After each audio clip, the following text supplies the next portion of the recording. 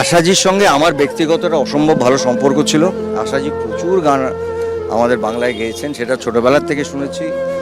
আমি আমার মার কথা বলি, আমার মা না পাগলের মতন ভক্ত। কি বলবো বুঝতে পারছি না। জন্মের পর থেকে বড় হয়েছি তার গান শুনে, বেঁচেছি তার গান শুনে, কেঁদেছি তার গান শুনে। ভোসলের যা গান আছে আর সব ভাষায়, সেটা আজীবন থেকে যাবে। नमस्कार, मैं आशा भोसले। रमजान का महीना मुबारक। আশা ভোসলের মৃত্যুতে শোকাহত প্রসেনজিৎ চট্টোপাধ্যায়। স্মৃতিকাতর হয়ে তিনি বললেন, আশাজি আমাকে অসম্ভব স্নেহ করতেন। কিংবদন্তি সঙ্গীত শিল্পী আশা ভোসলের প্রয়াণে শোকাহত প্রসেনজিৎ চট্টোপাধ্যায়। তিনি বললেন, তার গান আমি ভীষণ পছন্দ করতাম। শুধু আমি নয়, আমার মাও তার গান ভীষণ পছন্দ করত। তার সঙ্গে আমার একটা আলাদা সম্পর্ক ছিল। তিনি আমার সিনেমার অনেক গানে কণ্ঠ দিয়েছেন। তিনি যে গানই গাইতেন না কেন সেটাই হিট হতো। আমি একটা অভিভাবককে হারালাম।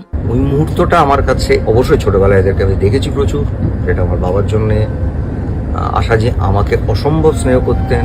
তাকে চিরজীবন মনের মণিকঠায় রেখে দিব।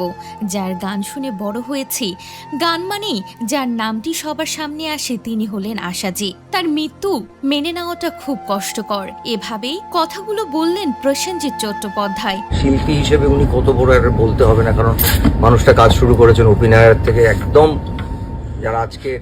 এছাড়াও লাবণী সরকারও দুঃখ প্রকাশ করেছেন। তিনি কোনোভাবেই মেনে নিতে পারছেন না যে আশাজি এভাবে ছেড়ে চলে গিয়েছেন।